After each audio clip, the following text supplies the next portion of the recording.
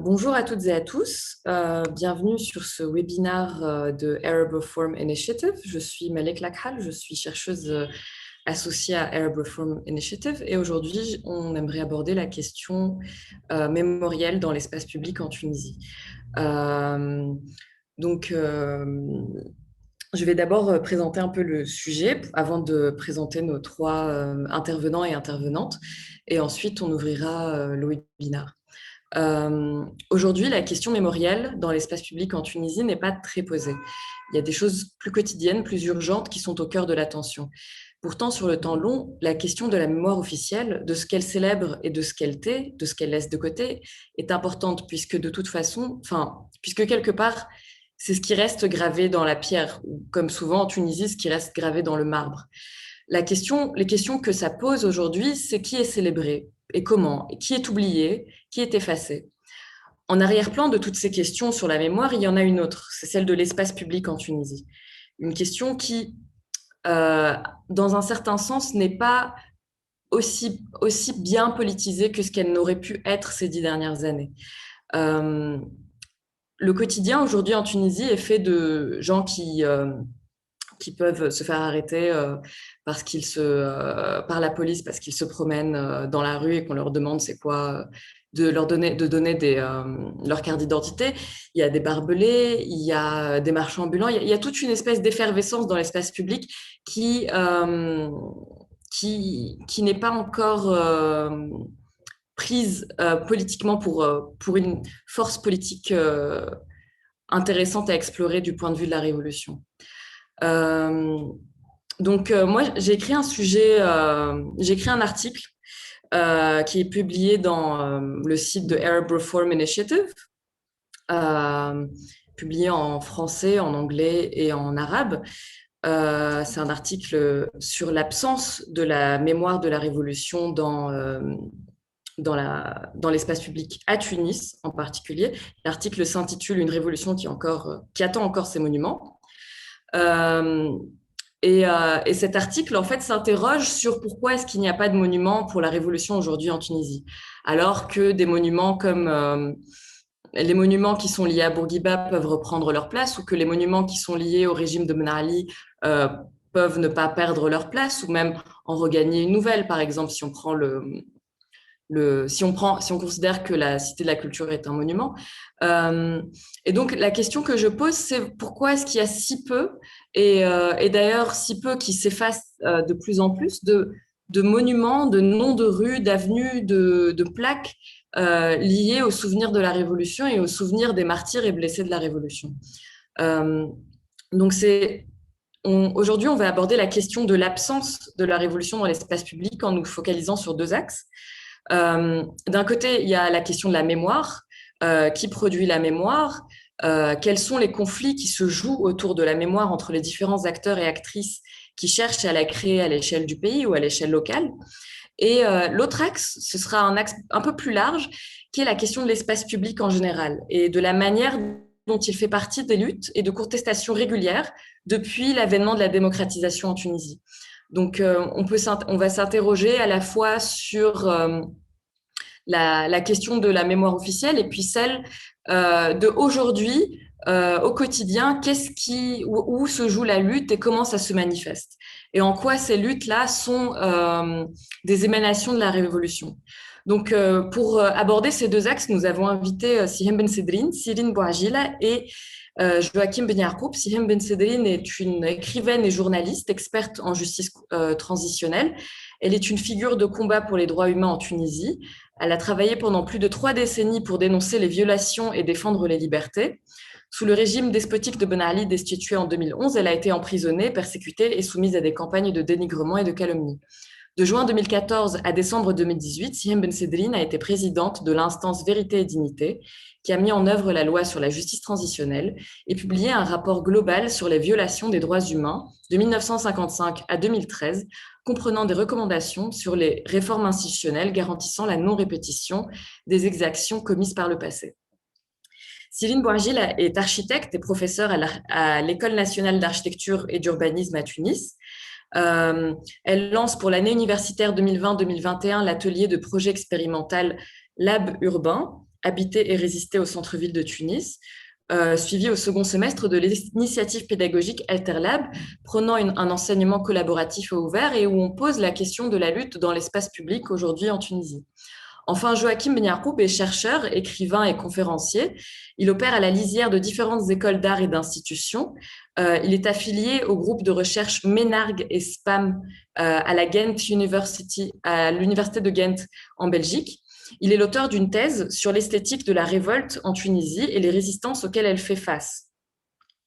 Voilà, merci beaucoup d'avoir accepté notre invitation.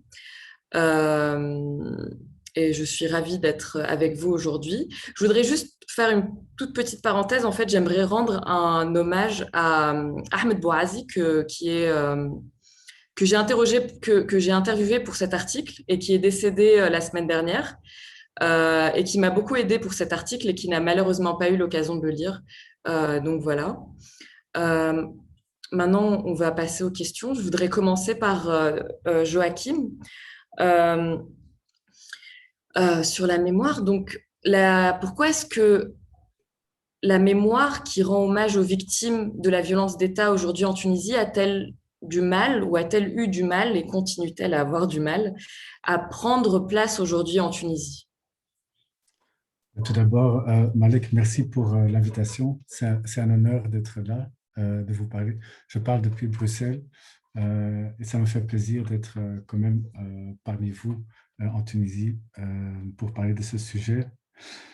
Effectivement, j'ai fait un travail de recherche sur l'esthétique de la révolte et les esthétiques révoltées en Tunisie que j'ai défendu il y a 2 ans.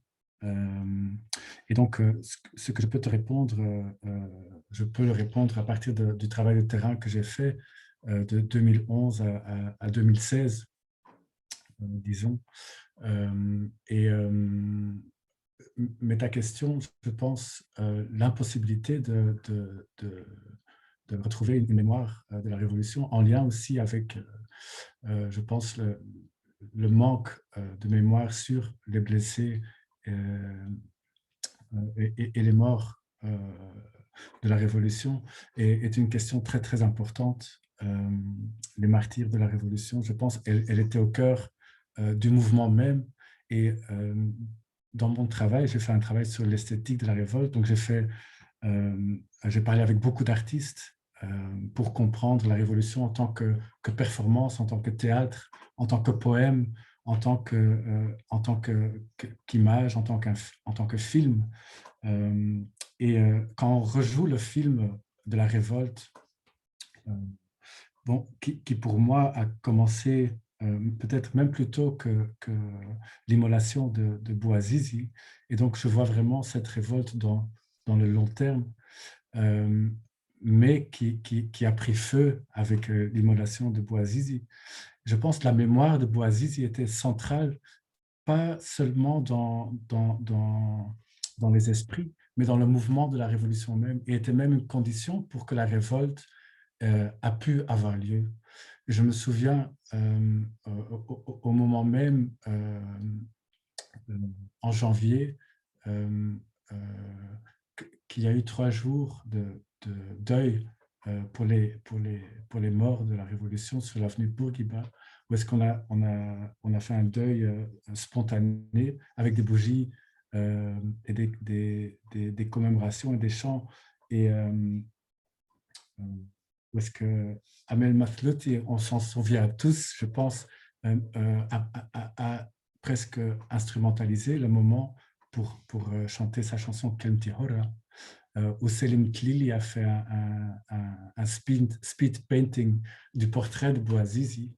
Mais ça, c'était déjà des traductions artistiques réfléchies. Mais dans ma thèse, ce que j'ai voulu comprendre, en fait, c'est comment un corps vivant, mais qui étouffe, en fait, qui ne peut plus respirer et qui ne peut plus bouger, demande la dignité et la liberté. Il demande la liberté de bouger, la liberté de respirer en sacrifiant sa vie.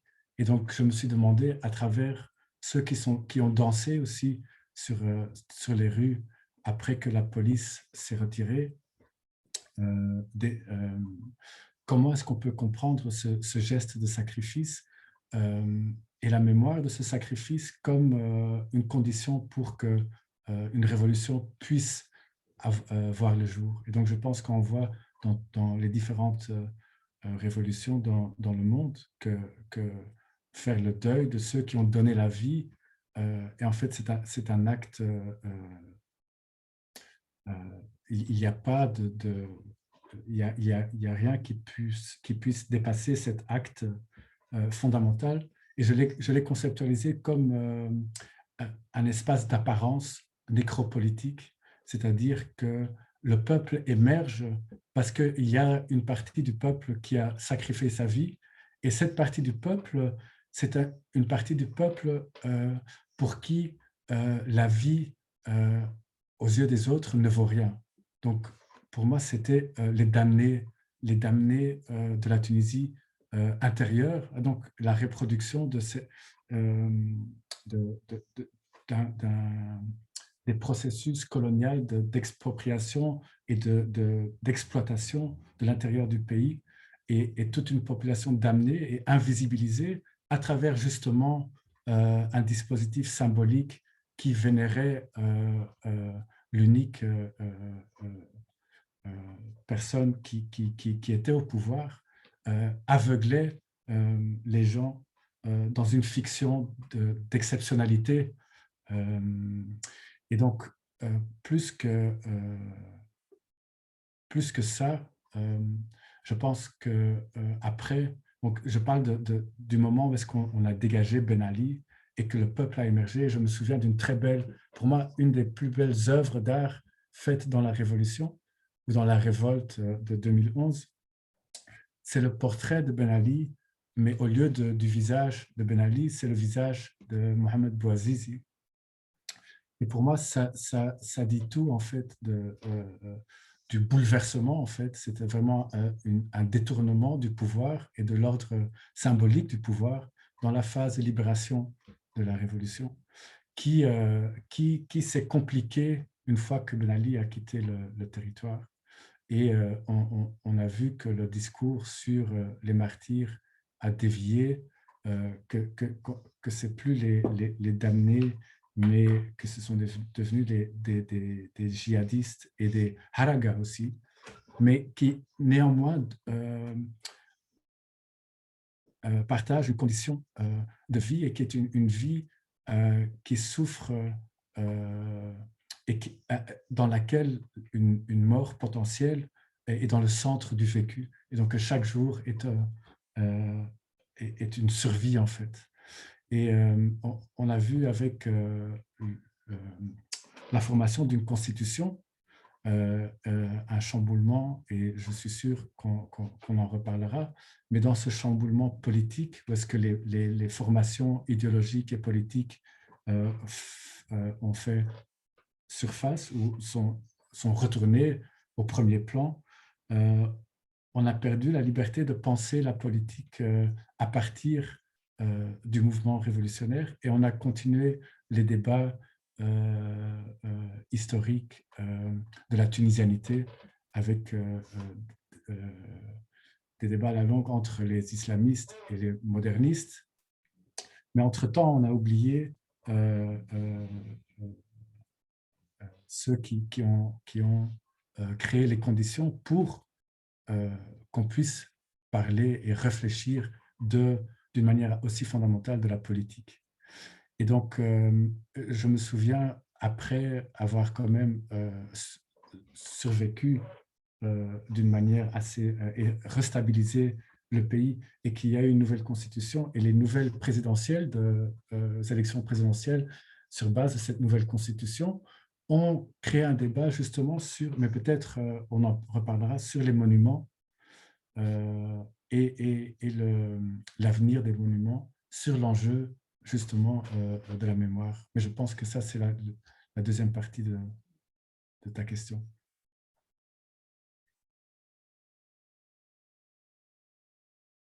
Alors, euh, euh, une des choses que j'ai constatées dans l'article que j'ai écrit, en faisant l'article que j'ai écrit, c'est que bon, il y a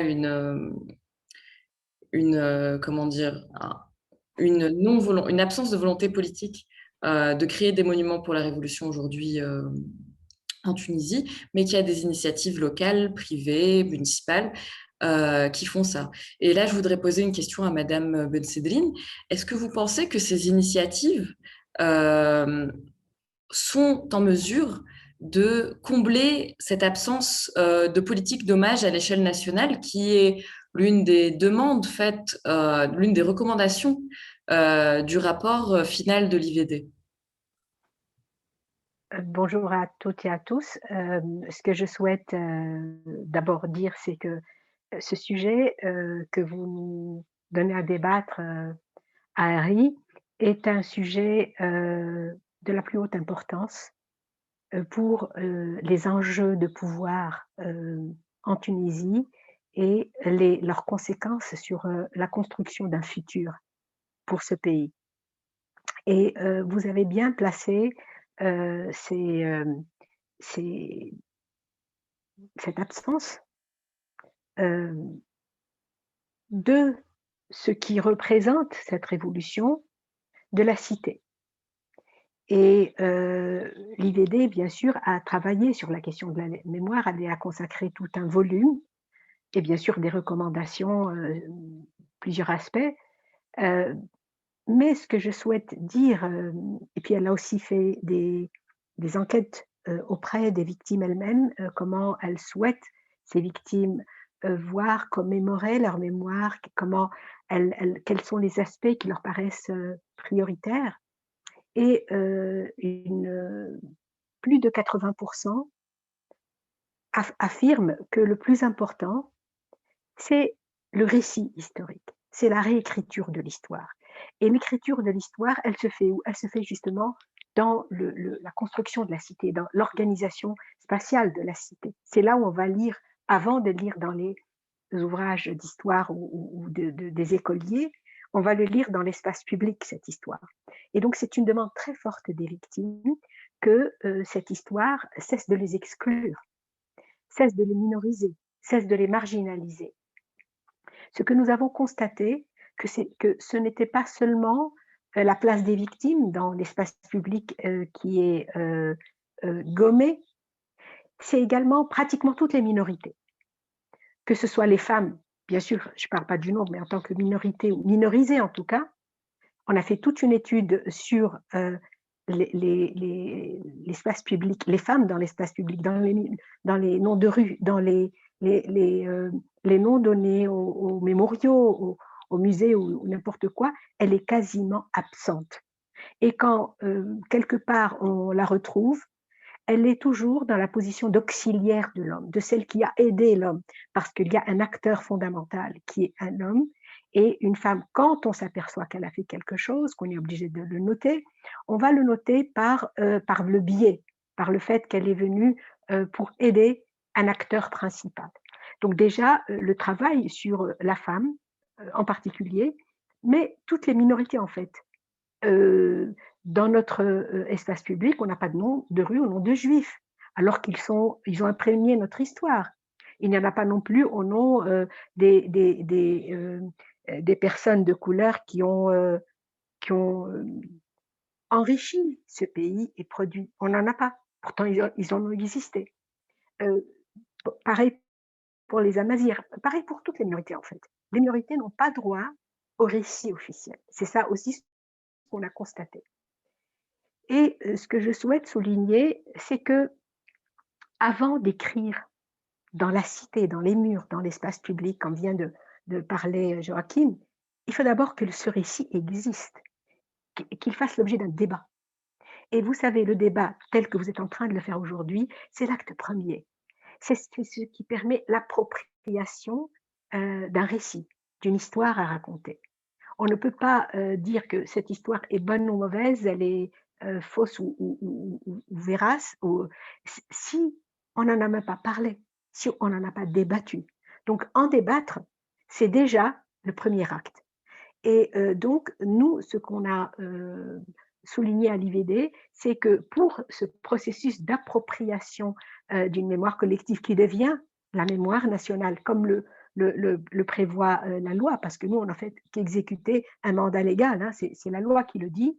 Et donc, pour que cette mémoire soit réellement une mémoire nationale, il faut qu'il y ait un débat et des débats autour de ces questions-là. Il y a une question que vous venez de souligner, Melek, c'est cette question de la place des martyrs et blessés de la Révolution dans notre espace public. Mis à part quelques initiatives locales ou privées, on ne veut pas en entendre parler. On ne veut pas entendre parler. Et le meilleur indice, c'est cette histoire de liste officielle des martyrs et blessés de la Révolution qui met 10 ans pour apparaître. Et quand elle apparaît, elle trouve le moyen d'exclure encore des martyrs et des blessés, qui sont, dont leur appartenance à cette catégorie a été déjà établie par les tribunaux, par l'instance vérité dignité, après beaucoup d'enquêtes. Hein, vous savez, on n'a pas mis n'importe qui là-dedans, que des gens qu'on a vérifié qu'ils ont effectivement participé à la Révolution à un moment ou un autre, à un endroit ou un autre, sur la période déterminée par le décret-loi. Et cette bataille autour de la liste, elle est très symptomatique de cette bataille pour cette mémoire qu'on veut effacer. Vous avez bien intitulé, moi j'ai énormément aimé votre intitulé pour ce débat-là, c'est une mémoire absente ou absentifiée, je ne sais pas si le mot existe, mais qu'on va exclure. C'est une mémoire exclue de l'espace public. Et vous, Malek, vous arrêtez amplement sur ce travail de gommage dans votre rapport. C'est comme si ces gueux, ces va-nu-pieds n'étaient pas assez présentables pour décorer notre mémoire. Notre mémoire a besoin de costumes-cravates, elle a besoin de l'élite estampée élite, qui n'a rien fait pour la Tunisie, entre parenthèses. Ceux qui ont fait la révolution, ce sont ces gueux, ces mal famés, ces pieds nus, ces gens qui n'avaient que leur poitrine à opposer aux mitraillettes de la police. Mais c'est eux qui ont libéré cette Tunisie. C'est eux qui l'ont écrite, cette histoire. Et tout le travail des politiques consiste à les effacer, les exclure. Et quand on en vient à émettre cette fameuse liste, dont on ne sait même pas qu'est-ce qu'ils vont faire après d'ailleurs, hein. On ne dit pas dans le décret-loi qu'est-ce qu'on va en faire, quelles sont les conséquences applicables à l'existence, à l'établissement de cette liste. Ils ne disent rien. On ne sait pas trop ce qu'ils vont faire. Ce n'est pas des réparations matérielles, la plupart ont déjà reçu, ou d'autres qui n'ont pas reçu, mais qui vont recevoir par le Fonds de la dignité. L'attente, c'est cette reconnaissance collective d'acteurs non conventionnels, non cravatés, qui ont joué un rôle majeur dans l'histoire de la Tunisie pour abattre un colosse, une dictature. Ils l'ont fait, c'est eux qui l'ont fait. Ce n'est pas les costumes cravates qui l'ont fait. Et donc, moi, je voudrais, tout à l'heure, peut-être c'est la deuxième partie de notre rencontre aujourd'hui, c'est voir comment elle va se déployer, cette mémoire, dans l'espace public, et qu'est-ce qu'il y a lieu de faire pour l'imposer, parce que il y a une bataille pour le monopole de la conservation du passé. Le passé nous appartient, la manière de l'habiller nous appartient, la manière de l'écrire nous appartient, et vous, merci, vous avez fait votre boulot, allez, dégagez. C'est ça le message que nos historiographes officiels sont en train de dire, que nos politiques sont en train de dire, que notre législateur est en train de dire. Et donc, c'est sur ces questions que nous devons travailler, et c'est des recommandations, des propositions qui vont, j'espère, émaner de ce débat aujourd'hui et qui vont nous donner les ouvertures vers qu'est-ce qu'on fait? On fait quoi? Face à ce monopole qui est en train de s'imposer dans l'espace public, à nous confisquer, cette mémoire et à chercher à la travestir. Je m'arrête là, Malek et peut-être pour la deuxième partie, je pourrais revenir.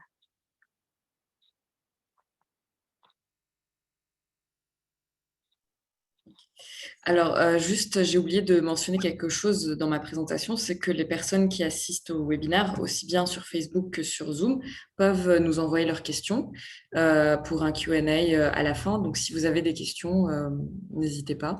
On essaiera d'y répondre à la fin du débat. En fait, vous avez un peu anticipé ma prochaine question qui s'adressait à vous et aussi à Joachim sur la question de la reconnaissance.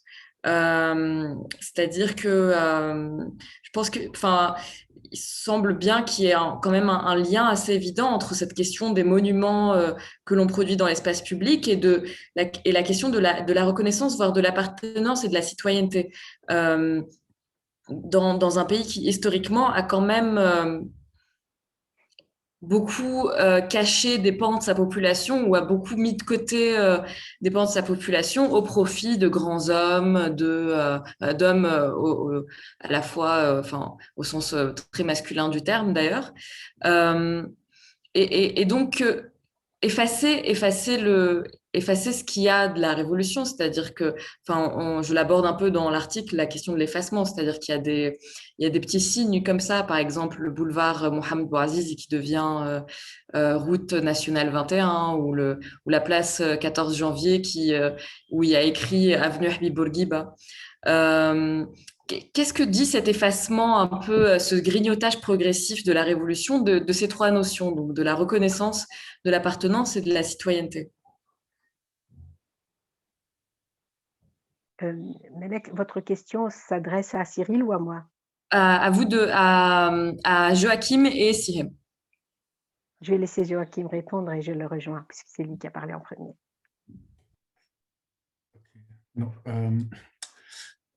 la question de la mémoire effacée ou invisibilisée, ou le gommage dont Sihem parlait, et la question de la reconnaissance. Mais je pense que c'est important de nous rappeler que on ne peut pas manger la reconnaissance. Donc,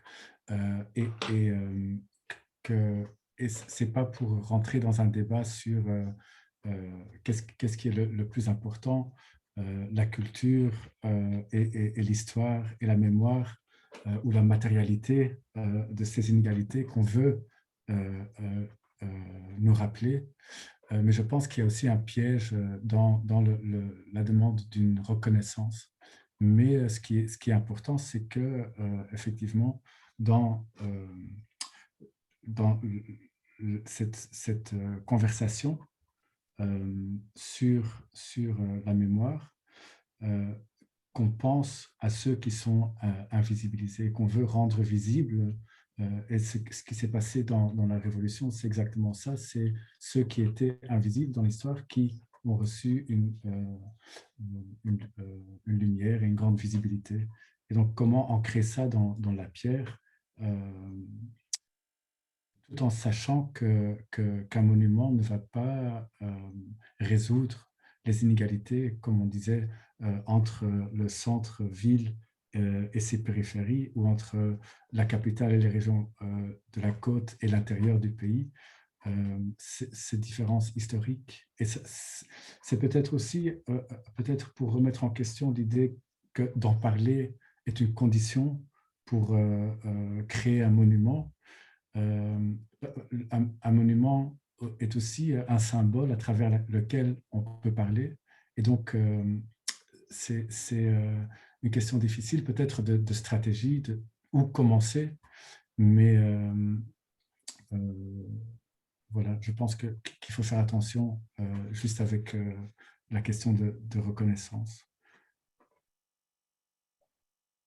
Je peux parler, Malek? Oui, oui, oui. Euh, de mon côté, je,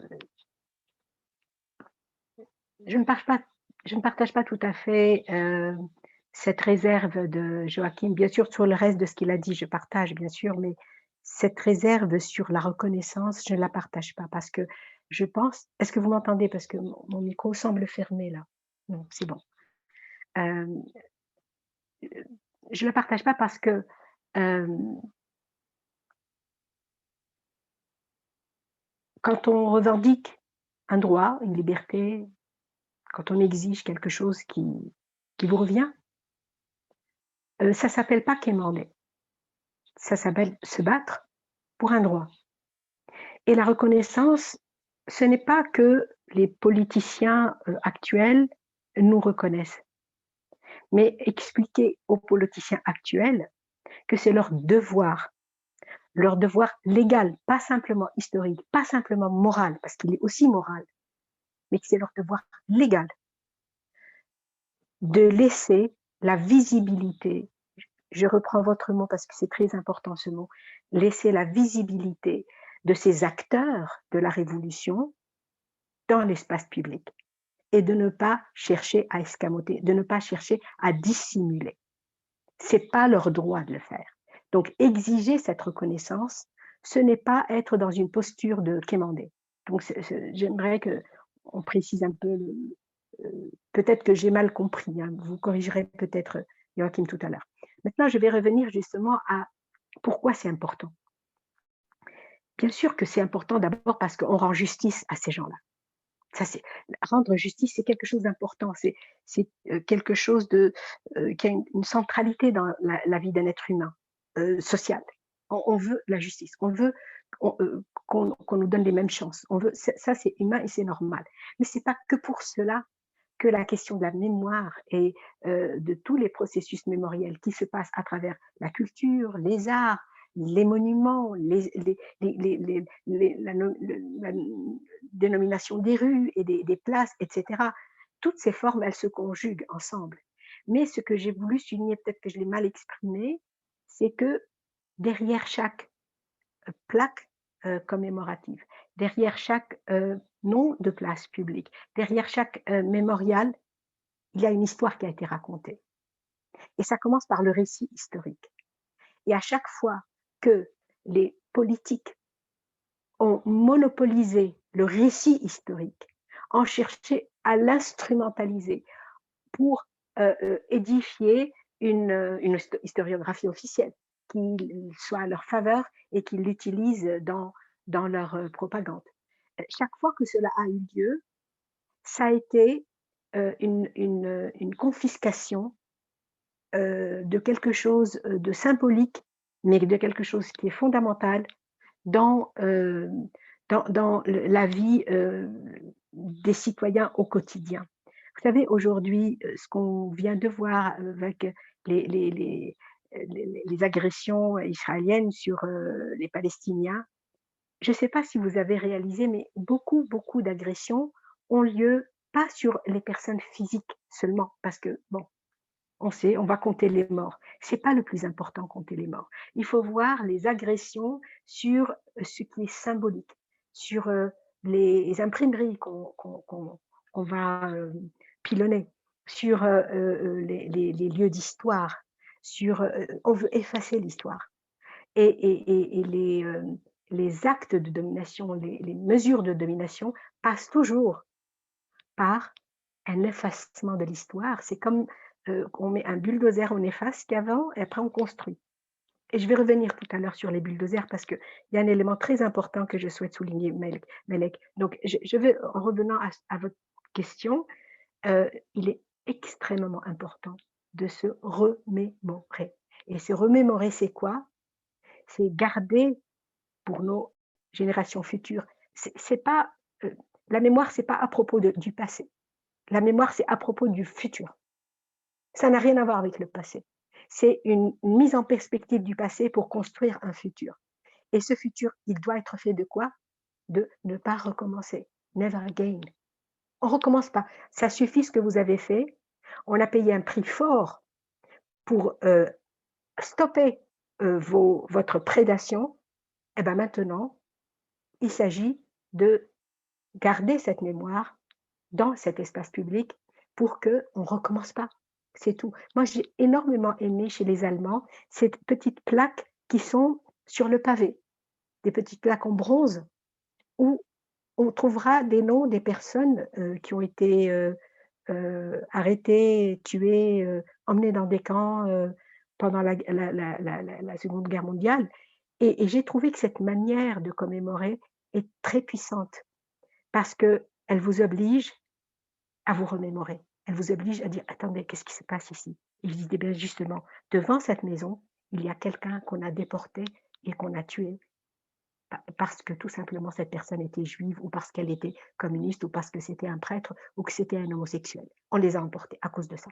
Et ça, rappeler aux jeunes ce qui s'est passé permet de nous préserver du fait de ne recommencer un peu ces histoires tragiques qu'à chaque fois cherche à imposer aux citoyens. Merci pour vos réponses. Je pense que là, on va passer au deuxième axe, donc un axe un peu plus matériel, justement, de la question de l'espace public. Et là, je voudrais m'adresser à Cyrine. Euh, Cyrine, pour toi aujourd'hui, comment la lutte pour l'espace public se manifeste en Tunisie? Depuis la Révolution, quel visage est-ce qu'elle est en train de prendre? Alors, bonjour à tous et à toutes. Je tiens à dire que je suis honorée d'être parmi vous. Merci pour cette invitation, Malek. Tout ce que j'entends depuis tout à l'heure est absolument fascinant et donc c'est une occasion, je pense, en or qui nous permet un petit peu de croiser nos regards à chacun. Alors, moi, je suis architecte, donc enseignante, et du coup, je vais vous parler. Déjà, il faudrait que je vous explique de mon point de vue ce que c'est que l'espace public en tant qu'architecte soucieuse de l'urbain et passionnée par la question de la lutte qu'on est en train de mener aujourd'hui pour reconquérir cette dimension de la ville et de l'urbain. Alors, espace public pour un architecte, urbaniste ou un géographe, c'est un espace physique qui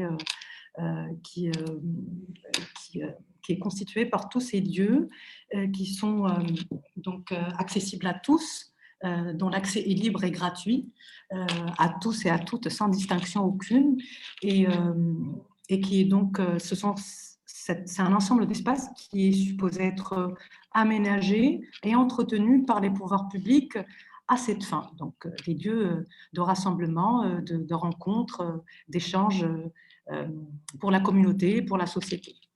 Et en termes de lutte, justement, pour cet espace public, d'abord, je tiens à dire qu'il y a, il me semble, hein, je ne suis pas une spécialiste non plus, je ne fais qu'appréhender les choses d'une manière globale en essayant de comprendre le lien entre différents phénomènes. Il m'a été amené en tant qu'enseignante de la matière urbanisme et développement à constater justement que l'on a aujourd'hui en Tunisie, que l'on traîne un gros souci concernant la compréhension même de l'espace public. Nous, architectes et urbanistes, dans l'histoire récente, si on prend l'exemple de la ville de Tunis, on apprend assez aisément, en tant qu'enseignant, à un moment donné, que cette notion est quelque chose qui a été importé, livré aux Tunisiens à un moment donné, et qui ne faisait pas partie, en fait, ça ne faisait pas partie comme catégorie dans la gestion de la ville ancienne, de la Médina en l'occurrence. Et donc, ce qui est intéressant, c'est que depuis l'apparition de cette notion d'espace public, en l'occurrence à la fin du 19e siècle, cet espace public a été accompagné par contrôlé par par un pouvoir répressif. Et donc la colonisation, ensuite suivie par 50 ans de dictature. Et donc je pense qu'on n'a jamais eu l'occasion avant la Révolution de comprendre en fait que l'espace public appartient avant tout, est une sphère partagée par tous et qui appartient au peuple, à la société, et non pas au pouvoir. Et donc, cette dimension physique, mais qui a aussi un volet, aussi une valeur métaphorique, a toujours été contrôlée par les pouvoirs, le pouvoir en place. Et ce qui est fascinant aujourd'hui, c'est qu'on voit depuis la Révolution certaines manifestations que je considère comme révélant une reconquête de cet espace public qu'on n'arrive toujours pas à, clairement définir ici en Tunisie. Et il me semble qu'il y a plusieurs manières justement qui consistent à lutter pour se réapproprier cette dimension. Alors, d'abord, historiquement, je pense que le commerce a toujours eu sa place dans le déploiement en fait du peuple dans la rue. Donc aujourd'hui, on voit que le commerce informel a une présence assez importante dans l'espace public tunisien. Il est à la fois, il répond à la fois à une demande en matière de consommation, mais il est aussi accompagné de revendications très persistantes de la part d'une majorité, enfin d'une part assez importante de nos commerçants aujourd'hui, puisque cela représente, le commerce informel représente à peu près 50% de notre activité commerciale aujourd'hui en Tunisie. Alors, il y a déjà cette dimension du commerce informel que je trouve très intéressante.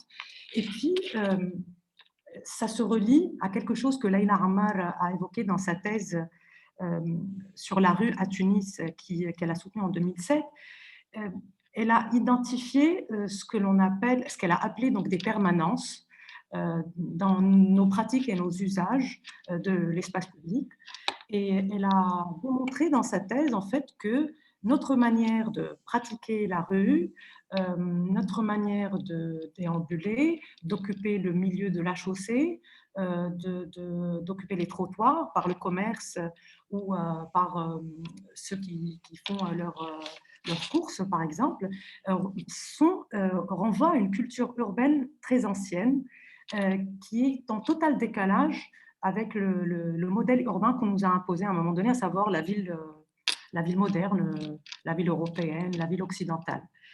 Et donc, il y a ce volet de commerce informel qui constitue une manière de lutter pour reconquérir l'espace public.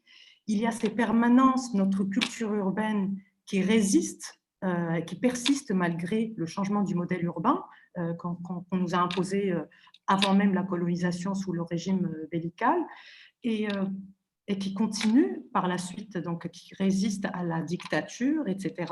Et puis, il y a aujourd'hui, et particulièrement depuis le phénomène Halet Wa'i, donc état de conscience, qui s'est passé juste après les élections présidentielles, j'observe personnellement à Tunis, particulièrement, puisque c'est une ville qui m'intéresse en particulier, voilà, en tant qu'enseignante au sein de l'atelier et dans mon travail de recherche avec les étudiants. Et donc, on observe depuis quelque temps une explosion du street art à Tunis qui ressemble à une reconquête de murs. D'ailleurs, en parlant aux street artistes, on a un vocabulaire très intéressant qui consiste à dire qu'ils arrachent, qu'ils explosent des murs.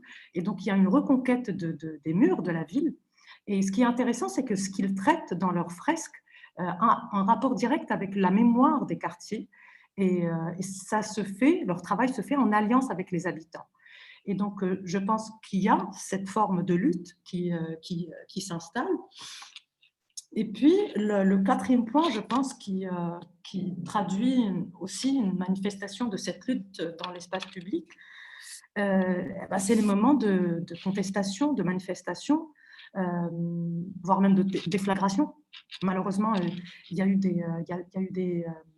des confrontations assez terribles quand il s'agit particulièrement des ultras, là où on en arrive à commettre des meurtres et à perdre des jeunes. Et donc, les moments de manifestation, je pense que c'est les moments les plus intenses en matière d'occupation de l'espace public. Et on voit très bien que au bout de 10 ans, on a toujours du mal à comprendre que ce sont des moments d'une importance capitale pour nous, parce qu'on est en train de se rassembler dans malgré nos différences, et à vivre l'espace public comme un véritable espace de tension, parce que l'espace public est avant tout un espace de tension.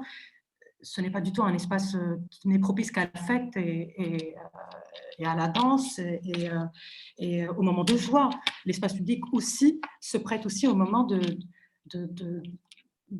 d'explosion dionysiaque ou de contestation par moments terribles.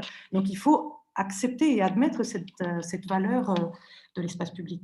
Voilà, donc je pense qu'il y a plusieurs manières de lutter et qui sont pour le moment pas véritablement reconnues comme des manifestations de lutte, mais il me semble qu'il y a des choses qui se mettent en place en ce moment dans ce sens. Voilà.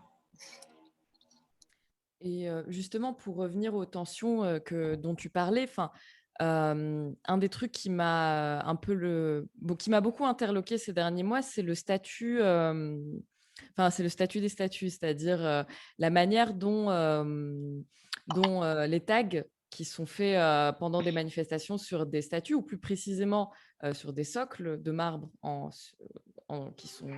sur lesquels les statues sont posées, donc pas directement sur les statues, sont vécus ou du moins sont décrits comme des saccages, de la profanation, de l'agression, de la vandalisation. C'est des réactions extrêmement virulentes qu'on voit dans les manifestations, enfin plutôt après les manifestations, sur les réseaux sociaux ou même dans les médias ou même par l'État lui-même, genre par les municipalités, face à des gens qui taguent des socles en marbre. Et comment est-ce que... comment est-ce que tu expliques ça? Surtout que, en fait, c'est pas la première fois. C'est-à-dire que dernièrement, il y a eu la statue d'Ibn Khaldoun à Tunis qui a été taguée et que ça a créé un émoi énorme. Et puis, il y a eu aussi la statue de Bourguiba qui avait été taguée et qui, après ça, elle a été barbelée, enfermée, rendue inaccessible. Parce que bon, le socle de 7 mètres de haut n'était pas assez protégé comme ça, quoi. Justement, c'est un moment, je pense, fascinant à analyser, parce qu'il est révélateur, je pense, au moins de deux aspects. Je dirais, si on reprend justement ce qui s'est passé au moment de cette manifestation du 6 mars et la réaction disons, dominante juste après ces fameux tags sur le piédestal d'Ibn Khaldoun, c'est là qui avait offusqué la masse et puis qui avait fait même réagir des gens de gauche qui se sont désolidarisés de cette action associée à du vandalisme, etc. Et donc, moi, il me semble qu'il y a deux choses intéressantes à tirer de ça. Alors, la première, elle concerne justement déjà pour quelles raisons ça s'est passé sur la place de l'indépendance et sur le piédestal de la statue d'Ibn Khaldoun. Et c'est là qu'il y a la première confusion, justement. Ensuite, il y a le deuxième aspect qui concerne une attitude qu'on pourrait qualifier de générale chez le Tunisien aujourd'hui. Alors, premièrement, il faut rappeler que ce qui s'est passé donc le 6 mars c'est attaqué, c'est une manifestation qui a eu lieu sur le dernier projet de réaménagement mené par la municipalité de Tunis. Et donc, c'est la dernière rénovation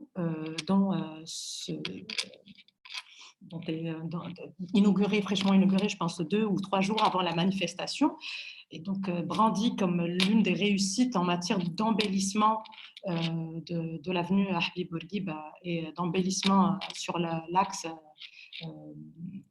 principal de la ville de Tunis. Alors, ce qui est intéressant, c'est que l'opération en elle-même d'embellissement est une manière de faire la ville qui est complètement dépassée. Alors, ces jeunes, dans leur moment de manifestation, ont opté pour cet endroit, je pense, non pas parce qu'il s'agit du symbole Ibn Khaldoun, bien entendu, mais parce qu'il s'agit d'une dernière opération qui avait coûté 1,8 milliard dans une ville qui a du mal à gérer son budget et puis tout ça pour embellir, pour faire un traitement de façade, pour améliorer la vitrine, dans une ville où les conditions de vie des habitants deviennent de plus en plus difficiles chaque jour. Et donc, il y a cela, et il y a aussi le fait que les tags, à ce moment-là, il faut se poser la question de quoi il s'agissait, donc quel était le message de ces tags. Alors, les tags, il y avait bien entendu le fameux ACAB, il y avait la fameuse somme de 1,8 milliard qui a été taguée, donc le coût de cette opération d'embellissement. Et puis, il y avait des slogans anticapitalistes. Il y avait aussi, je pense, quelque chose qui concernait le slogan Taht Zliz, qui est apparu il y a quelques mois et qui porte c'est un message de ras-le-bol, en fait, porté par les jeunes. Et puis, il y avait aussi le tag de Jil al-Khata, donc The Wrong Generation, qui constitue une mouvance qui s'est formée il y a quelques mois aussi, qui se revendique, enfin, je suppose qu'elle fédère plusieurs visions du monde, mais je pense que c'est essentiellement antifasciste. Et donc, ces slogans se sont accompagnés d'une revendication très claire qui consistait à demander la libération des détenus, de jeunes détenus de tous bords. Alors, dans tout cela, on a fait fi des messages portés par ces tags et on s'est accroché, les Tunisiens en général se sont offusqués du fait qu'on s'attaque par des tags à un symbole qui est Ibn Khaldoun, alors que, comme je viens d'expliquer, il ne s'agissait pas du tout de cela. Le message était adressé au pouvoir, donc au pouvoir municipal en l'occurrence, et à sa manière de gérer ce budget et à cette logique d'embellissement, je pense. Et cela nous amène donc à une attitude dominante, malheureusement chez le Tunisien depuis la Révolution, c'est qu'il y a une forme de désobéissance au quotidien d'un Tunisien insatisfait par le pouvoir qui refuse l'autorité.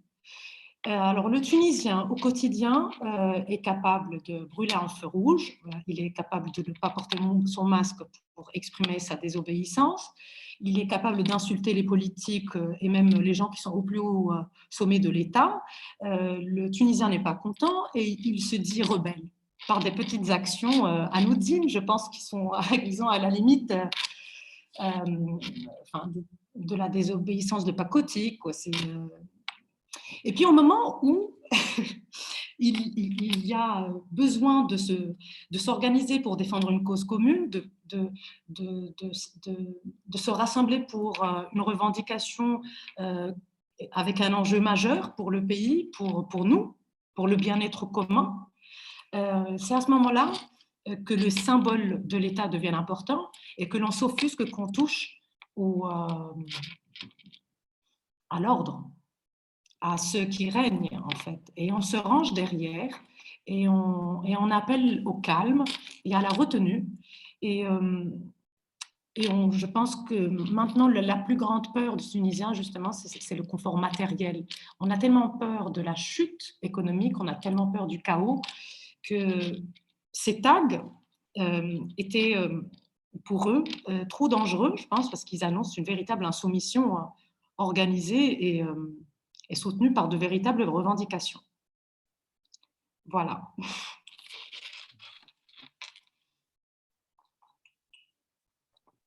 Merci. Malek, peut-être je peux ajouter quelque chose à ce que Cyril vient de dire. Je ne sais pas si c'est possible. Oui, bien sûr. Parce que je pense que c'est très important d'historiser le paysage monumental de la capitale et de la ville nouvelle que tu as très bien décrite, qui s'est emplacée à côté de la Médina et de la colonialité de ces monuments-là. Parce que ce n'est pas anodin qu'il y a eu des tags anticapitalistes et antifascistes. Quand on voit le paysage monumental et la statue de Bourguiba, la Monguel, mais aussi Ibn Khaldoun, dans leur historicité, en premier lieu, Bourguiba n'a pas continué la tradition monumentale française tout de suite après l'indépendance. Donc, il y avait la statue de Jules Ferry, comme on le sait, mais après l'indépendance, la statue de Jules Ferry a été déboulonnée et on a mis en place rien du tout, en fait. C'était le vide et on a renommé la place Jules Ferry la place d'Afrique parce que Bourguiba, à ce moment, avait encore des ambitions panafricaines et panarabistes qu'il a vite quitté et aussi sa raison socialiste qui allait avec. Et donc, il faut retenir que sa statue, la statue de Bourguiba, a été mise dans le centre-ville, dans la ville nouvelle, ensemble avec la statue d'Ibn Khaldoun, seulement en 1978, c'est-à-dire en tant que réponse sur le succès de la première grève nationale et du Jeudi noir de 1978. Et donc, parce que le pouvoir postcolonial a pour la première fois tiré sur son propre peuple.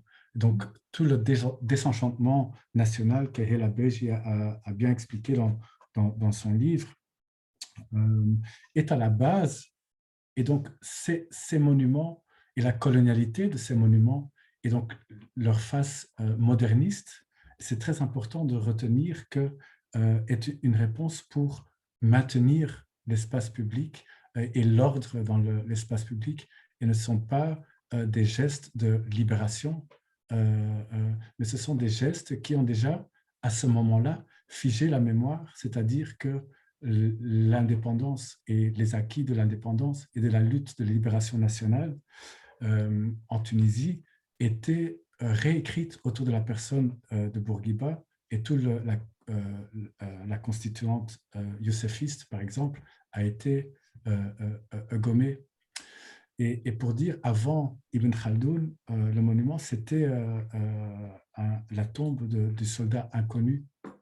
Quand on voit la ville comme un palimpseste, comme une histoire qui est écrite et surécrite sur la même page, avant que Bourguiba, en 1978, avait mis en place la statue d'Ibn Khaldoun, c'était un monument pour les martyrs français qui ont perdu la vie pendant la Deuxième Guerre mondiale.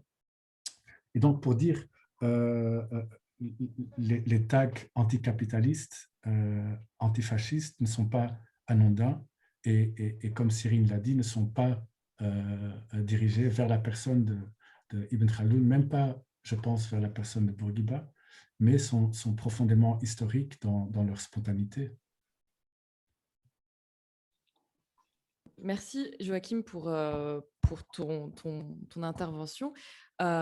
Justement, là, je voulais poser une question un peu à vous tous, en vérité, parce que je pense que c'est une question qui vous intéresse un peu tous, qui est que, en fait, le rapport de l'IVD, et d'ailleurs, toi aussi, Joachim, dans tes travaux, vous parlez de la manière dont les pouvoirs, enfin, ce que tu viens d'évoquer, Joachim, en fait, le pouvoir en vainqueur efface le pouvoir vaincu. Donc, il y a une espèce de succession de palimpsestes, comme tu disais, de réécriture permanente du pouvoir. C'est-à-dire que Ben Ali enlève la statue pour mettre une horloge.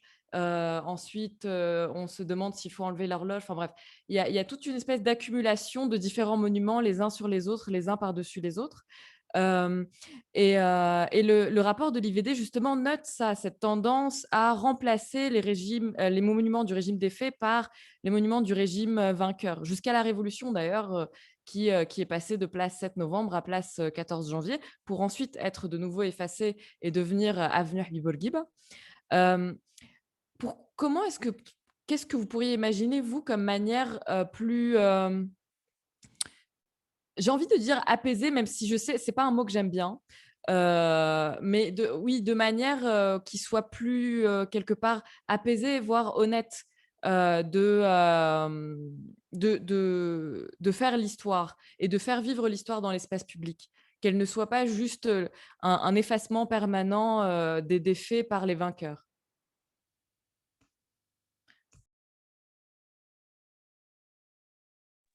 si vous voulez intervenir, peut-être Madame Bensedri, pour commencer. Votre micro. Oui. Vous m'entendez là? Est-ce que vous m'entendez là? Oui. D'accord. Pour revenir justement à ce que vient de dire Cyril et en lien avec le mot de paix, d'apaisement. Comment construire une histoire sereine avec sa mémoire, avec son passé? Comment, aussi raconter, des mémoires, pas une mémoire. Nous avons aussi une vision monopolistique, de tout ce que nous entreprenons. On est toujours dans le monopole. Il faut une histoire, une mémoire, et un acteur et cetera. Donc d'abord admettre qu'il y a une pluralité, non seulement dans les acteurs, mais dans les visions. Et c'est pas, vous savez le nombre, d'ouvrages, qui a été écrit sur, Charles de Gaulle, ceux qui font l'apologie, ceux qui essayent de le descendre, ceux qui relèvent des choses, c'est pas grave.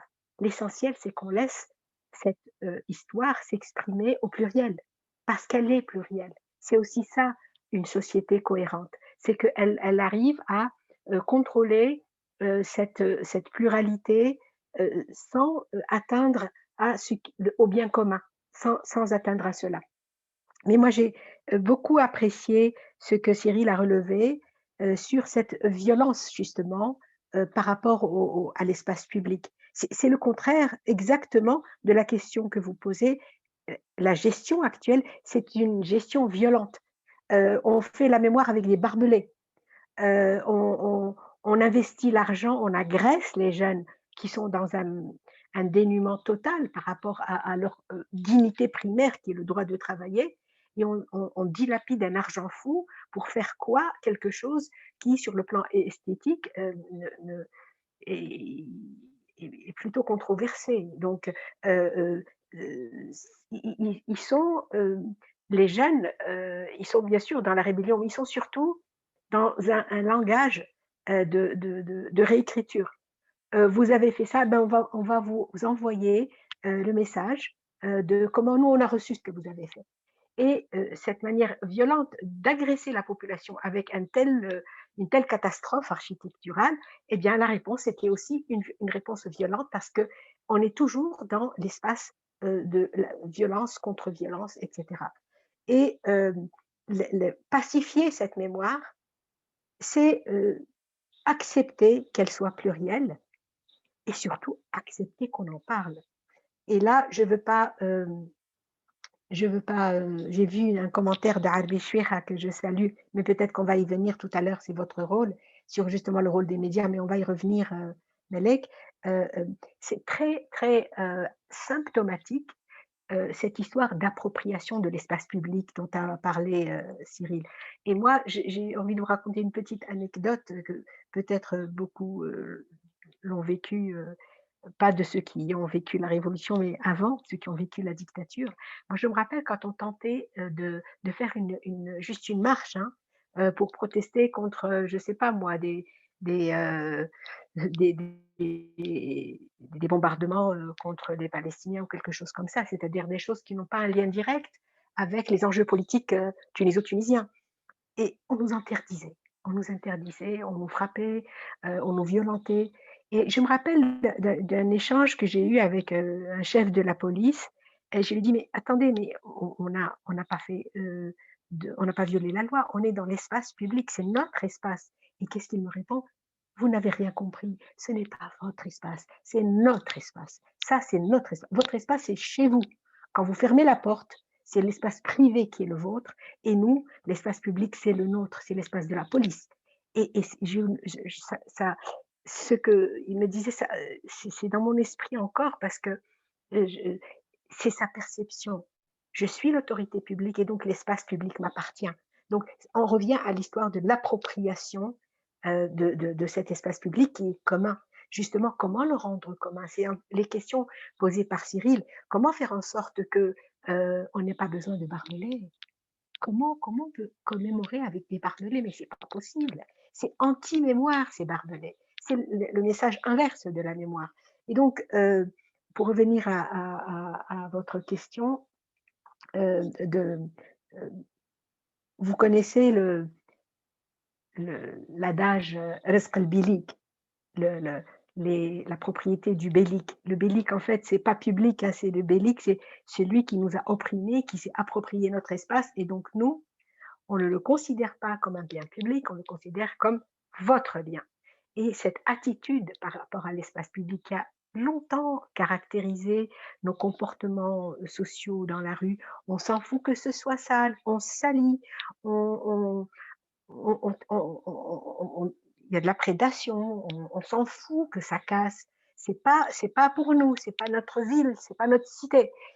C'est cette culture du رزق البيليك qu'il faut réussir à évacuer justement de notre culture par, un, l'appropriation du récit, par l'acceptation des récits multiples et diversifiés, et par l'introduction dans l'espace public de ces mémoires exclues.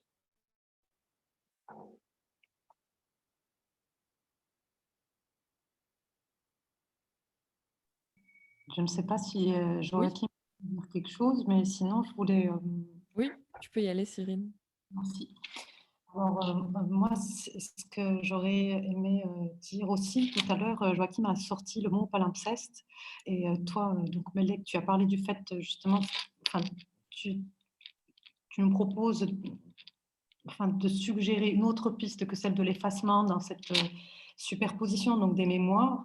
Et je pense que justement, le concept de Mongin, donc, une ville palimpseste, répond à cette question. Dans un palimpseste, quand on efface par souci d'économie de matière du parchemin, en fait, si on revient à la définition du mot dans le dictionnaire, un palimpseste, c'est récupérer quelque chose de déjà écrit, un parchemin déjà écrit, de gratter dessus pour pouvoir réécrire en laissant transparaître les traces du passé. Et donc, dans la ville palimpseste de Mongin, justement, il faudrait qu'on apprenne à réécrire en laissant transparaître ces traces du passé. Et il faudrait qu'on apprenne à réécrire sans effacer. C'est ça ce qu'il y a de plus dur. Et c'est pour ça que la tâche est difficile, parce qu'on n'a jamais été réellement amené à le faire. Et je pense qu'il y a tout à inventer aujourd'hui dans nos villes. Et je ne pense pas que la chose ait déjà été faite ailleurs. Je pense qu'on pourrait proposer, nous, Tunisiens, quelque chose qui soit propre à nous, dans notre manière de réécrire et de laisser transparaître ce qui nous plaît et ce qui nous déplaît. Je ne sais pas si ça a été fait ailleurs, parce que nous, on a eu 100 ans de contrôle total de l'espace public. Et je suppose qu'avant, je ne me suis pas penchée sur la question, mais cette politique de l'effacement, de la tabula rasa et du bulldozer, enfin de cette rénovation de bulldozer à chaque fois, même sur le plan urbain ou sur le plan réservé aux monuments, ça a toujours consisté à effacer, éradiquer et à réécrire, même sur le plan urbain. Et donc, je pense qu'on a des choses à apprendre ailleurs sur cette manière de considérer la ville comme un palimpseste, et que c'est à nous aussi d'inventer des choses pour nos propres monuments. Voilà.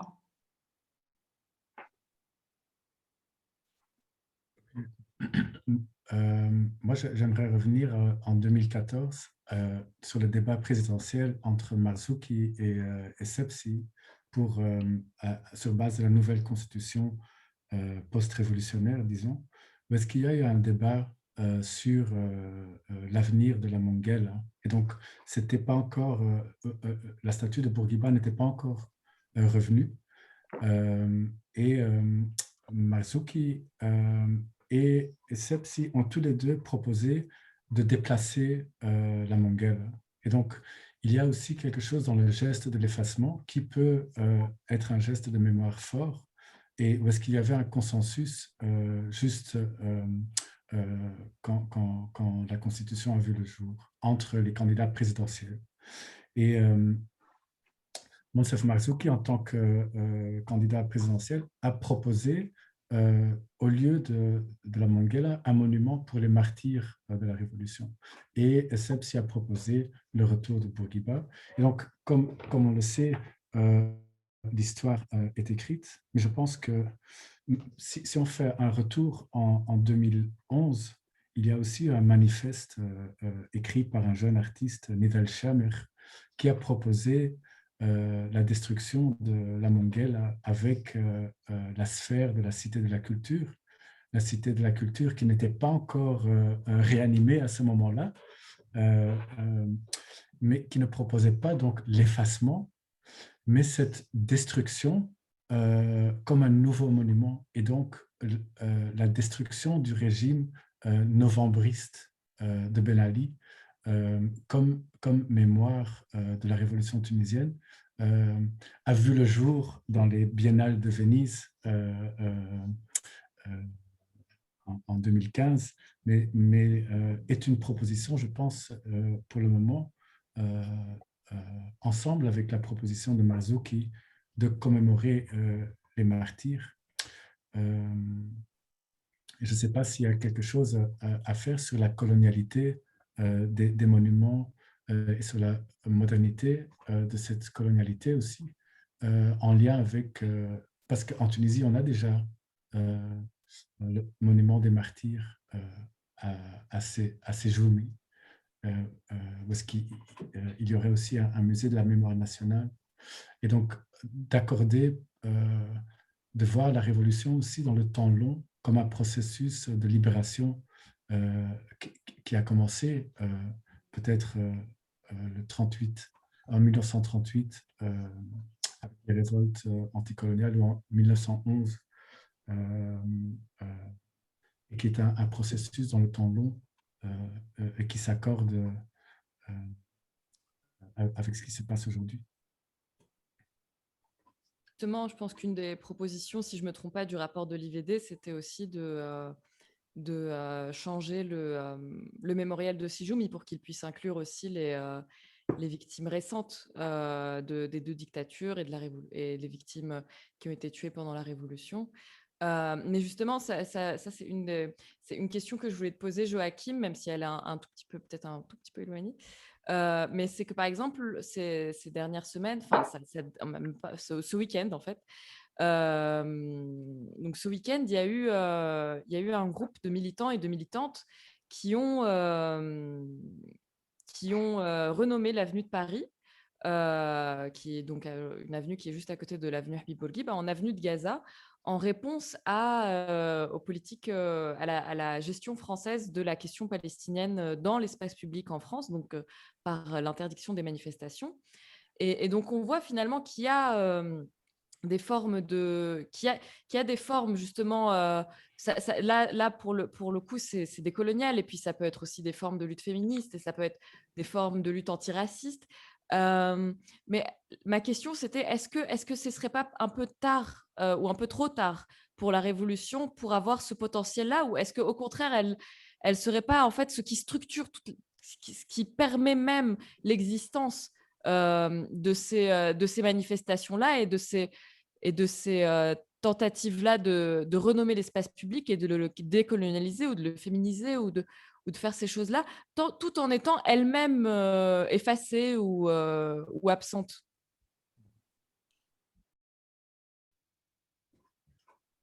C'est une question importante, je pense, qui n'est pas facile à répondre. J'ai aussi vu la mosquée de Kérouan, un grand drapeau palestinien, presque aussi grand que la mosquée.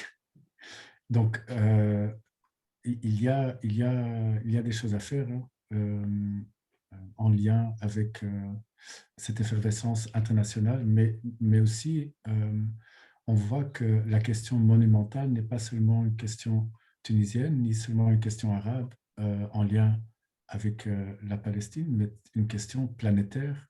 Donc, je vous parle depuis Bruxelles, parce que aussi l'espace public, surtout avec les mesures sanitaires, est de plus en plus contrôlé, et les diasporas, disons, les personnes minorisées en Belgique, je peux aussi parler de la France, des États-Unis, du Canada, de l'Australie, de toute le grand Europe américain, toute l'histoire coloniale de l'espace public est en même temps remise en cause par des activistes d'une même manière que Cyrine vient d'expliquer en Tunisie. Et donc, il y a des choses à faire sur le plan de repenser en fait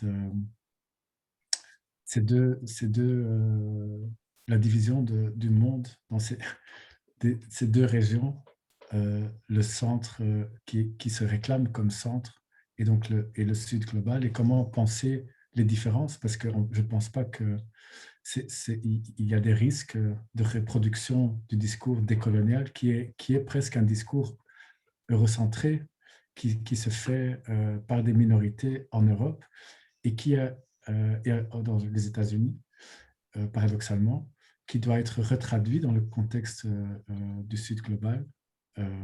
Et donc, je ne m'attarderai pas trop, ou personnellement, je suis très réticent à reproduire ce discours dans un contexte tunisien, ou cette pensée aussi. J'aimerais, Malek, Oui, faire une petite réaction avant que vous donniez la parole au public. oui. Écoutez, je vais partir justement de cette renomination de l'avenue de Paris, qui bien entendu, j'imagine que la mairie de Tunis va tout de suite remettre les plaques à leur place et effacer les traces de cette intrusion citoyenne dont les autorités ne veulent pas. Et il y a eu des actes un peu de ce genre. Par exemple, il y a un monsieur qui a 95 ans, qui a vécu la période coloniale, le combat contre le colonialisme, et qui est très choqué par le fait à quelques mètres de l'avenue de Paris, on a l'avenue Charles de Gaulle. Et Charles de Gaulle, c'est un grand monsieur sans aucun contexte. Il a libéré la France. Mais en Tunisie, il n'a pas libéré la Tunisie, il a fait tuer plus de 4000 personnes dans l'agression de Bizerte, et il a dit frappez vite et fort. Et il a assumé le fait qu'on tue des civils, il a assumé. Et il a introduit une demande tout à fait, on va dire, pacifique auprès de la mairie de Tunis pour leur dire moi je demande que cette rue soit rebaptisée. Mettez le nom que vous voulez, mais enlevez Charles de Gaulle. Ce monsieur a tué tant de Tunisiens. Et qu'est-ce qu'on lui répond? C'est pas dans votre quartier, vous n'avez pas de qualité pour agir. C'est-à-dire que le fait de revendiquer quelque chose de citoyenneté, global, on le dit, c'est pas dans votre quartier. Vous n'avez rien à voir avec ça. Il fait une action en justice auprès du tribunal administratif et le tribunal administratif redonne raison à la mairie de Tunis. C'est pas dans votre quartier, ça vous regarde pas. Et moi, je voulais dire aussi une chose, c'est que la réécriture de cette histoire, le fait d'insérer dans cette histoire officielle monumentale ou dans les rues ou dans nos murs, d'insérer la voix citoyenne, ça vient de plusieurs côtés. C'est une histoire qu'on écrit de plusieurs mots à la fois. Et une partie s'écrit aussi dans la justice. Vous savez qu'aujourd'hui, il y a des milliers de personnes qui sont convoquées devant les chambres spécialisées en justice transitionnelle. Et si ces personnes sont condamnées parce qu'ils ont commis des actes, des homicides, de la torture, etc., je suis sûre que ce sera aussi le point de départ pour réécrire cette histoire, parce que certains noms, je vais citer un. Il décore nos rues dans plusieurs rues. Il n'y a pas une ville de Tunis qui n'a pas le nom de rue Taïb Mhiri. Taïb Mhiri, c'est quelqu'un qui a effacé l'histoire à coups de bulldozer. Il a été à la mairie de Tunis et il a été la Marsa, et il a été ministre de l'Intérieur. Et à partir de là, d'abord, Sabat Zlem, dont vous entendez tous parler, c'est lui. C'est lui qui a commandité, c'est lui qui a donné les free hands à ceux qui ont torturé et tué. Et ce monsieur, à la Marsa, en termes d'architecture, ça doit intéresser. Et je suppose, j'espère que vous allez travailler sur ça. Vous savez qu'il a rasé la vieille ville de la Marsa, ce monsieur. Et comme Ben Ali après lui, il a rasé du côté du Zéphyr, il nous a mis cette, ce quelque chose qui n'a rien de beau face à la mer. En tout cas, ils ont arraché les rails du tramway qui menait de la Marsa à Tunis et que si on l'a gardé, ça aurait été un moyen de transport public parce qu'il y a eu une concession avec Fiat qui leur a dit, je vous vends, et il y a eu aussi des commissions, les bus à condition que vous arrachiez les rails parce que si on s'est aperçu après que les bus, c'était pas très utile pour nous, qu'il vaut mieux revenir au tramway, avec les rails arrachés, c'était plus possible. Donc ils savaient ce qu'ils faisaient les gens de Fiat. Donc construire la mémoire au bulldozer, comme l'a fait aussi Ben Ali avec la prison du 9 avril, il a rasé. On est justement dans cette dimension de j'écris l'histoire au bulldozer. Et c'est ce que font aussi les Israéliens avec les Palestiniens. On vous rase votre histoire, on vous rase toutes ces pierres qui témoignent de votre vie passée. Et donc, ce serait important d'épingler un peu ces actes, de les lister, de dire voilà ce que vous avez fait, voilà la vérité de vos actes mémoriels, et voilà pourquoi on ne veut plus de vous dans notre mémoire, on veut construire une autre mémoire pacifique qui donne la liberté aux citoyens, qui donne sa place à chaque citoyen qui a agi et même à chaque groupe de citoyens qui agit. Il n'y a pas que les individus qu'on commémore, on peut commémorer des groupes, on peut commémorer des minorités, on peut commémorer un tas de choses, mais laisser les gens libres de commémorer et surtout arrêter d'insérer le politique dans l'histoire parce que c'est cela qui est violent. Voilà, la violence, elle est là. On va passer aux questions du public. Donc, il y en a quelques-unes. Je vais toutes vous les donner d'un coup et après on peut. Enfin, il y en a 3 ou 4, hein, donc c'est pas, vous pourrez vous en rappeler, je pense. Donc, il y a une question qui vient de Facebook qui s'adresse à Madame Bensedrine. Quelles sont les mesures prises par l'instance Vérité Dignité pour préserver la mémoire de la Révolution? Il y a aussi une remarque de l'Arabi Chouicha sur le rôle des médias dans l'effacement de la Révolution, que je n'ai pas le temps de lire, mais dont on peut discuter. Il y a une remarque aussi de Lana Salmen qu'on salue parce qu'elle travaille avec nous sur certaines choses, qui demande, mais je pense qu'elle s'adresse à Céline, elle dit la chute économique n'est-elle pas déjà un fait établi? Au fond, qu'est-ce qu'il y a encore à perdre quand on manifeste dans l'espace public? D'où est-ce que la peur des gens, je pense, vient? Et enfin, on a une autre question pour Céline qui est à votre avis, pourquoi il y a peu de réactions citoyennes contre ce que vous appelez désobéissance? Je pense, Céline, tu peux commencer?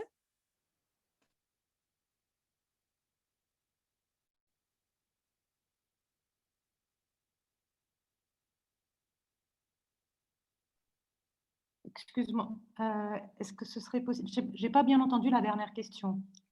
Alors, je vais la retrouver.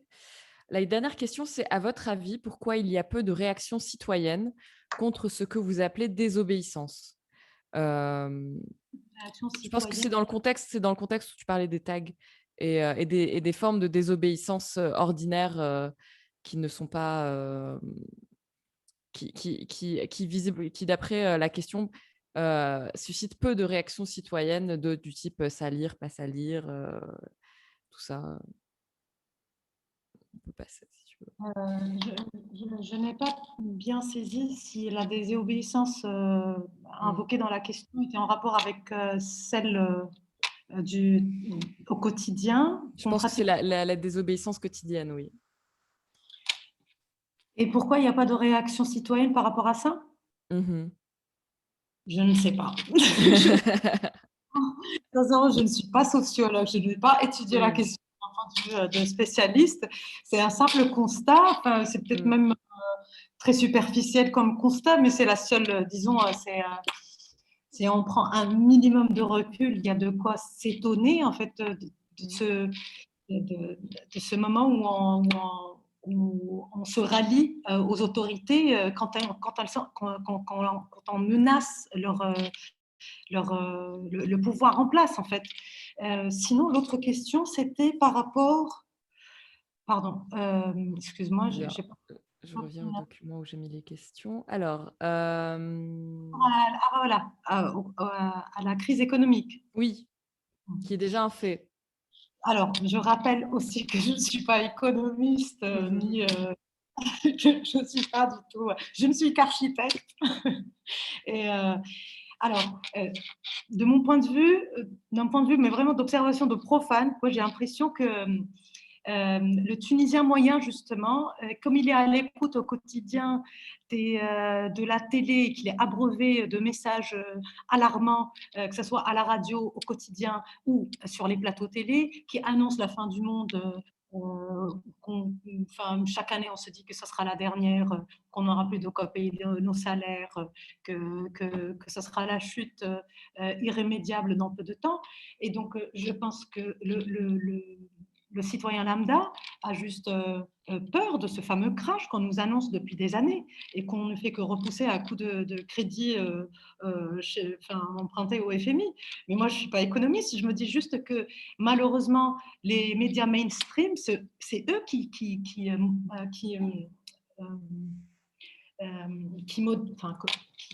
sculptent un petit peu l'opinion dominante aujourd'hui. Et ceux qui n'arrivent pas à se faire d'opinion en dehors de ce qu'on leur abreuve au quotidien dans les médias mainstream, tout simplement, dès qu'il y a un danger de chaos qui pourrait altérer le pouvoir en place, qui maintient un semblant d'ordre, tout le monde se range derrière pour se préserver de ce fameux chaos qu'on ne cesse de nous annoncer. Malheureusement, on ne peut qu'entendre un peu partout que tout le monde s'attend au pire et que le pays va droit au mur économiquement et que tout le monde a envie de se barrer. Et donc, je me demande si ces médias n'ont pas réussi finalement à asseoir cette crainte permanente sur le Tunisien moyen qui se dit, même s'il n'est pas d'accord avec ce que les autorités font, même s'il désobéit au quotidien avec des petits actes anodins, et finalement, est-ce qu'il voudrait vraiment être livré à lui-même? Et est-ce qu'il a un sentiment d'appartenance fort à quelque chose qui lui permettrait de construire un projet commun avec ses semblables? Voilà, c'est juste ça. Je ne sais pas si j'ai répondu à la question. Oui, je pense. La dernière question, c'était pour Madame Bensedrine au sujet de ce que présente l'IVD comme mesure pour préserver la mémoire de la Révolution. Alors, avant de venir à celle-là, je vais, si vous permettez, Melek, d'abord rappeler à Aline Selmen pourquoi la peur tout bêtement, parce que parmi les revendications de ces jeunes qui sont venus taguer autour de la statue de Ben Khaldoun, c'était de libérer les centaines de jeunes emprisonnés pour avoir protesté. Et parce qu'ils courent la prison. Aujourd'hui, après la Révolution, on va en prison quand on est jeune, quand on réclame que les revendications de la Révolution soient honorées. C'est tout simple. Donc, il y a une violence particulière qui cible ces jeunes quand ils revendiquent des choses qui sont tout à fait légitimes. Mais bien sûr, moi, je pense que ces jeunes sont en train de braver la peur.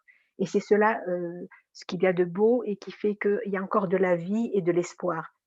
Par rapport à la question de Harbi Chouira, si vous me permettez, Malak, je vais la lire très rapidement parce que je suis totalement d'accord avec lui et peut-être juste redire ce qu'il a dit.